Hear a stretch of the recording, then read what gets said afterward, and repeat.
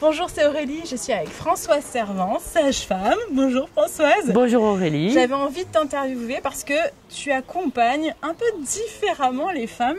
Tu vas expliquer un petit peu ton parcours, mais tu fais de l'accompagnement global. Alors il y en a encore pas mal qui ne connaissent pas ce que ça signifie, ce que ça veut dire, ce que ça représente. Est-ce que tu peux déjà expliquer un petit peu?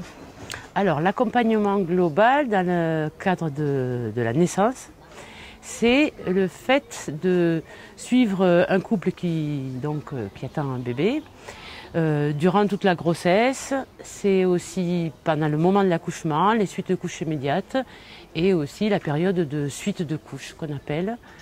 Donc voilà, on essaye d'être un interlocuteur unique. On peut être, bon, personnellement je travaille en binôme parce que la demande fait que ça serait du 24 heures sur 24, mais sinon voilà, une équipe suit un couple qui va avoir un bébé tout le long de la grossesse, l'accouchement, les suites de couches, et même maintenant au-delà, puisqu'on a aussi des suivis de contraception, de tout ce qui tourne autour de la gynécologie, des choses comme ça, et puis contraception, et puis peut-être encore d'autres grossesses. Ça m'est arrivé d'en suivre jusqu'à la 5e grossesse et 5e accouchement. Pas mal Françoise. Voilà. Une sage-femme de famille en fait. C'est ça, ça ressemble à ça. Ça fait un peu comme ça se faisait il y a peut-être 50 ou 80 ans, où il y avait quand même une sage-femme par village, pratiquement, à l'époque. Donc oui, on allait appeler la sage-femme. Elle connaissait tous les enfants du village, des alentours.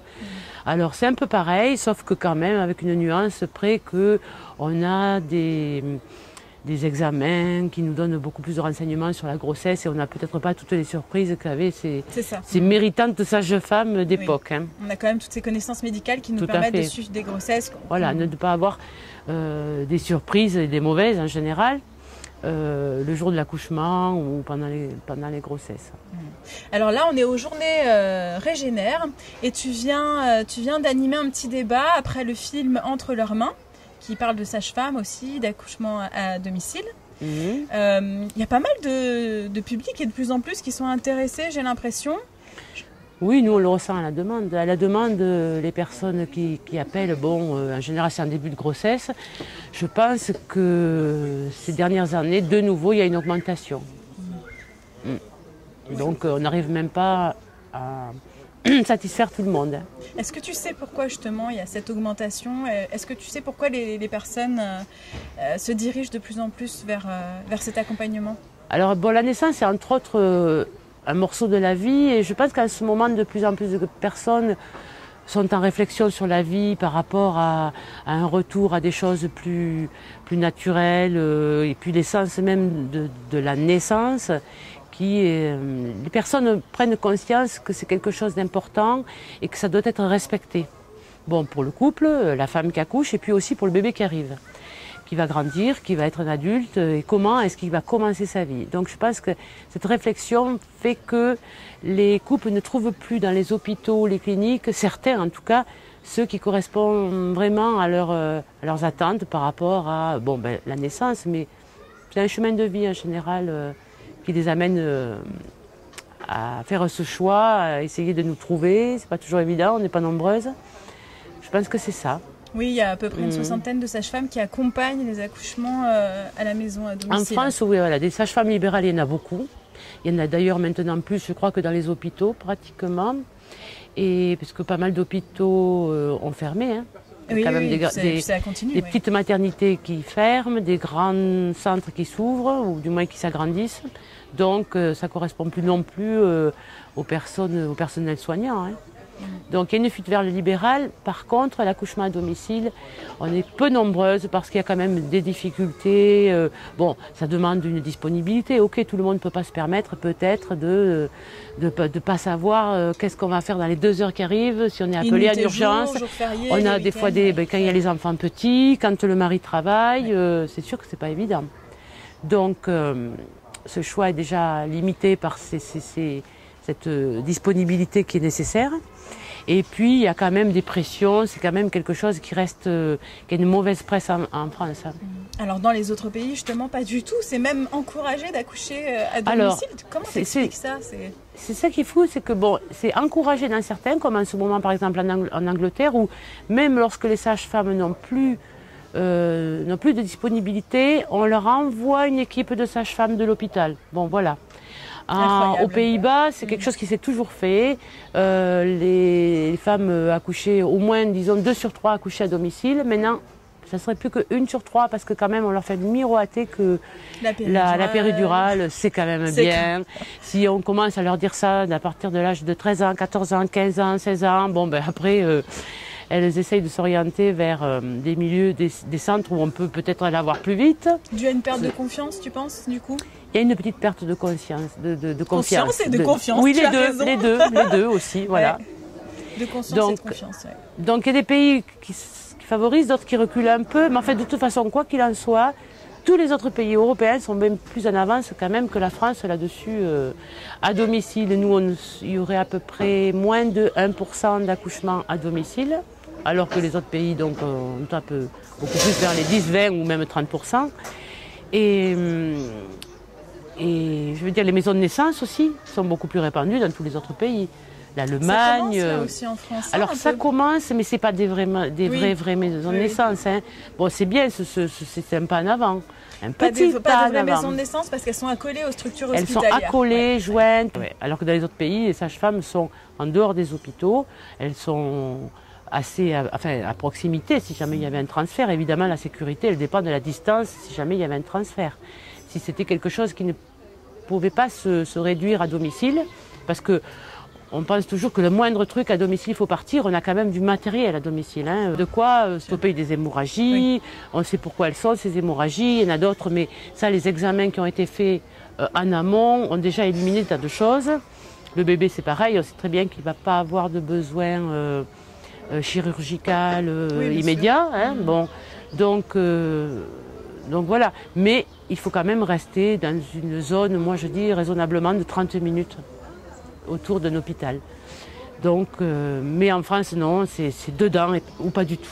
Oui, c'est déjà un progrès parce que c'est un progrès. C'est ce qu'on dit. Les choses positives de tout ça, c'est que quand même ça a le mérite d'exister pour le moment. C'est comme un premier pas, tu sais. C'est un premier pas, mais bon, il a fallu du temps, mais c'est bien. Puis ce premier pas fait que après, bon, avec l'inertie, ça va continuer. Moi, je suppose que même dans les centres hospitaliers, ils créent des salles physiologiques où il y a quelques gestes encore médicaux, mais c'est pas sûr que certains gestes médicaux continuent d'ailleurs. Parce que quand même récemment, il y a eu des études de la HAS en disant que ceci, cela, ça pouvait entraîner cela, qui pouvait encore entraîner autre chose.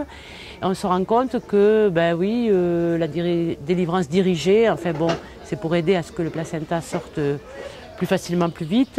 C'était pas si évident que de le provoquer, ça a mené moins d'hémorragie, au contraire. Enfin, il y a des études en ce moment qui font que peut-être ils vont lâcher un peu.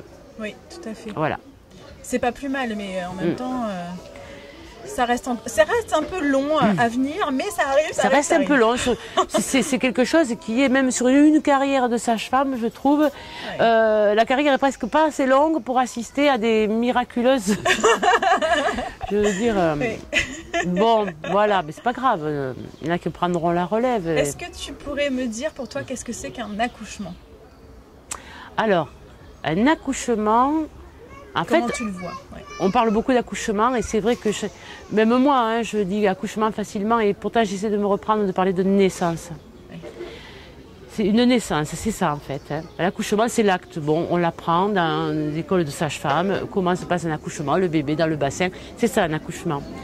Une naissance, ça n'a rien à voir en fait, c'est plutôt l'arrivée. Alors c'est pas juste le passage, là c'est toute une période, la naissance, de l'arrivée d'un être humain à la vie. Et comment ça démarre, dans quel environnement, enfin voilà, c'est ça. C'est ça, c'est pas pareil. C'est pas pareil et j'ai eu la chance d'avoir un photographe qui avait travaillé avec moi quelque temps. Et en fait, il était venu vers moi parce qu'une amie lui avait dit « Ah, mais moi j'ai une amie qui est sage-femme, qui fait des accouchements. » Parce qu'il avait fait tout un reportage d'accouchement à l'hôpital. Donc voilà, elle a dit « Ah, ben tiens, c'est autre chose. » Je dis « Ben tiens, je ferai bien quelques photos. » Donc il est venu passer quelques semaines. Il a rencontré des parents qui ont été d'accord pour faire... pour être photographiés, ils se sont connus avant. Enfin, il y a eu quand même, c'est pas ce jour-là, au dernier moment. Il y a une intimité quand même. Oui, il y a une relation qui s'est créée entre eux. Et il est venu, et en fait, au premier accouchement, moi, j'y faisais pas trop attention, je surveillais bien la maman, et pratiquement, il a eu du mal à faire les photos. Et tellement il était ému. Ouais. Et c'est lui qui a dit d'ailleurs, ah mais ça, c'est pas un accouchement, c'est une naissance. Ah. Et vraiment, il avait senti la nuance, en fait, je pense. Hein. Ouais. Alors, je ne veux pas dire que dans les hôpitaux, c'est des accouchements, que c'est que de la mécanique, pas du tout. Hein. Bien sûr, il y a des endroits où ça se vit très très bien. Bon, on a parlé de ces hôpitaux qui font l'effort d'accueillir dans des salles aussi physiologiques et tout ça, qui ont pris conscience de ça. Et les femmes le vivent, certaines, c'est magique pour elles. Hein. C'est une naissance aussi. Hein. Voilà. Mais ce n'est pas partout. Et ce qui est dommage, c'est que les femmes n'aient pas vraiment le choix. C'est ça, il y a une question de choix qui est importante et vraiment avoir le choix, peu importe qu'on décide d'accoucher en structure, à la maison ou en maison de naissance, entre guillemets, les prémices des maisons de naissance en tous les cas. Pour autant, j'ai l'impression quand même que ça va bouger grâce aux femmes, aux parents, aux couples, aux familles et pas vraiment par rapport aux sages-femmes. C'est pas elles qui font... On remet en question, certes, mais c'est les parents qui ont le plus de pouvoir. Tout à fait, comme je dis, on n'est pas nombreuses. Alors bon, on n'est pas les seuls à revendiquer un peu plus de nature. Hein. Il y a aussi des sages-femmes qui ne font pas des accouchements, qui sont quand même nos collègues, comme je dis, hein, avoir des enfants petits, tout ça. Elles demanderaient que ça, faire des accouchements, mais c'est bon, c'est pas possible pour l'instant pour elles. Alors, entre ces sages-femmes et nous, on n'est quand même pas suffisamment nombreuses pour aller revendiquer quoi que ce soit. Hein. On ne risque pas d'aller casser les vitrines partout. On n'est pas assez nombreuses. Je ne suis pas sûre que des sages femmes non, mais voilà, on ne s'appellerait pas comme ça. Voilà. Mais donc, on compte en fait plus sur les parents. Mais quand on revendique ce droit de nous pouvoir faire des accouchements à domicile ou dans des lieux comme des maisons de naissance, c'est en fait, qu'est-ce qui se joue? C'est la liberté des parents de vivre ça. Alors là, il y a une conscience, moi je pense, depuis 3-4 ans, beaucoup plus forte. Oui. Et d'ailleurs, se sont créés des CDAAD, collectifs de défense de l'accouchement à domicile, parce que les parents ont réalisé que ça y est, c'était un peu la fin de leurs droits. Et là, ça s'est mobilisé. Donc ça, vraiment, c'est un pas aussi en avant, c'est que jamais, je pense, les parents s'étaient mobilisés tant. Oui, ça c'est super. Ils commencent à prendre conscience effectivement que pour garder leurs droits et pour pouvoir choisir, là il va falloir aussi entrer en action. Tout à fait, tout à fait. Ouais. On leur dit, nous, bon, on va nous empêcher de travailler, ok, mais alors après vous, comment vous allez faire? Sans compter que certains qui ont déjà vécu une naissance à la maison, par exemple, l'ont vécu très bien et vraiment ne se revoient plus partir à l'hôpital pour un second. Et nous, notre peur, c'est que certaines familles décident de rester seules. Ils ont vu que l'accouchement se passait bien, que c'était plus simple que ce qu'on avait l'air de prôner. L'accouchement, il faut avoir à côté une sage-femme, une puéricultrice, un anesthésiste, un gynécologue et tout ça. Non, ils ont vu que non. Donc ils vont se dire, oh, ben, nous, en fait, on se sent capable. Parce que c'est vrai qu'ils ont été acteurs quelque part. Mais là, attention, il peut y avoir des dérives, il peut y avoir effectivement des accidents. Nous, en étant à côté, on est un peu comme un pompier et quand il y a le feu, ben voilà, on éteint le feu. La sage-femme, c'est la petite fée qui est, tu vois, très discrète, qui laisse cette naissance se faire, mais en même temps qui intervient. Oui, parce que nous, on est là à beaucoup observer, écouter, sentir. Il y a des tas de choses, hein, il y a des tas de choses qui nous donnent l'ambiance générale. Si quelqu'un, puis, il ne faut pas oublier que comme quand on fait donc une naissance à domicile, ce couple, on le connaît depuis plusieurs mois. Donc on sent bien si ça va pas, ça change complètement. Moi j'ai eu travaillé à l'hôpital et fait des accouchements peut-être 3, 4, 5 dans la nuit de gens que je n'avais jamais vus et que je ne reverrai jamais. Et ça c'est différent, on ne sent pas bien quand même. Hein. Donc oui, alors tout ça c'est encadré par des protocoles. Et nous, on a la chance de pouvoir travailler au cas par cas. C'est ça, adapter la situation, adapter à la personne, au couple, aux familles. Tout à fait. C'est une chance aussi, parce que bon, nos collègues hospitalières qui se retrouvent des fois 2 dans un service où il y a 10 salles d'accouchement. Oui, c'est dur aussi pour ces mais c'est affreux pour elles, parce qu'effectivement, elles courent partout, elles ne peuvent pas rester, elles aimeraient, hein, franchement, elles aimeraient... Elle nous envie quand même. Il y en a qui sont en souffrance, vraiment. Il y en a qui sont en souffrance. En plus, il y a un pépé, elles savent très bien que ça leur tombe dessus. Oui, donc, franchement, c'est une chance pour nous aussi. Hein. Oui, tout à fait. même moi, pour avoir fait aussi des accouchements à domicile, je me suis souvent, et beaucoup plus souvent d'ailleurs, sentie en sécurité à la maison qu'à l'hôpital. Et oui. Voilà. La sécurité, je l'ai retrouvée moi en tant que sage-femme, et pourtant on est quand même bien conditionné au niveau médical et tout. Mais je me suis dit, mais je me sens tellement plus en sécurité à faire des accouchements à la maison. C'est dommage d'en arriver là. C'est dommage, c'est dommage. Bon, ben, toutes les femmes ne demandent pas ça. Hein. Certaines sont très rassurées quand même à l'hôpital. Il faut qu'il y ait le choix. Tout à fait. Et une fois que ce choix est fait, eh bien, il faut qu'il soit bien accompagné. Je ne dis même pas encadré, parce qu'encadré, ça fait un peu... Non, il faut qu'il soit accompagné, voilà. Oui, c'est de l'accompagnement. C'est pas une prise en charge, c'est un accompagnement. C'est peut-être voilà, un peu la différence. Tout à fait. Comme accouchement et naissance. Et voilà, c'est ça. C'est pas un encadrement, c'est un accompagnement. Ouais. Un petit mot pour la fin, Françoise. Qu'est-ce que tu aimerais dire aux parents et qu'est-ce que tu aimerais d'abord, déjà les remercier en tout cas de m'inviter à toutes ces naissances. Là, c'est formidable. C'est un cadeau qui nous C'est un cadeau, c'est un cadeau. Pour moi, c'est une richesse et ça, c'est une richesse que je ne pourrais pas perdre. Sauf si je perds la mémoire. Ça serait pire que de perdre autre chose. Donc c'est vraiment un cadeau. Je remercie tous ces parents de me faire vivre ça. Je les remercie surtout aussi quand j'ai eu des difficultés de m'avoir bien accompagné. Eux, à leur tour, m'avoir accompagné. Moi. Voilà. On en a besoin. Et sinon, aussi. Voilà, qu'ils écoutent leur choix, qu'ils se renseignent aussi hein, de ceux qui ont ce désir d'accoucher à la maison, que voilà, qu'ils se renseignent comment c'est fait, avec qui, comment. Enfin voilà, il faut que ça soit un choix éclairé, qu'ils le sentent vraiment bien, que personne ne se force, et c'est comme ça que ça se passe au mieux. Tout à fait. Je te remercie Françoise, continue. J'ai essayé, quand j'aurai un certain âge, peut-être j'arrêterai. C'est un métier passion, on s'arrête pas, je crois pas. Si, il faudra quand même s'arrêter, parce qu'alors après, après je peux faire des bêtises, hein, si jamais je commence à trembloter. Oui, non mais bien sûr, évidemment, et on le ressent de toute façon quand on a... Oui, moi j'ai connu des sages-femmes qui travaillaient encore à 89 ans. Waouh. Alors, j'avoue qu'il y en a une, c'est pas en France, hein, mais enfin justement, elle travaillait depuis qu'elle avait commencé très très jeune. Eh oui. Alors il y en a, j'admire ça, hein, c'est vraiment... Ah ouais, là c'est vraiment, c'est une destinée là. Hein, Puis même, dans des récits, mais véridiques, hein, de livres de sages-femmes dans les villages, comme on disait tout à l'heure, qui effectivement, elles n'ont pas pu arrêter puisqu'il n'y avait pas d'autres. Oui, il faut aussi qu'il puisse y avoir du relais. S'il n'y a pas de relais, elles continuent. Ouais. Et en plus, elles travaillent en vélo. Nous, on ne travaille pas en vélo. Non.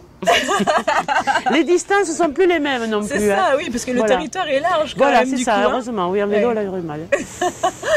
Bon, je te remercie beaucoup, Françoise. De rien. Je t'ai fait un bisou. Merci beaucoup. Bon. Oh, mais t'es super forte, toi, dans ton interrogation. Là. C'est des métiers, toi, c'est pas possible. T'as deux métiers, hein. Au revoir, à bientôt.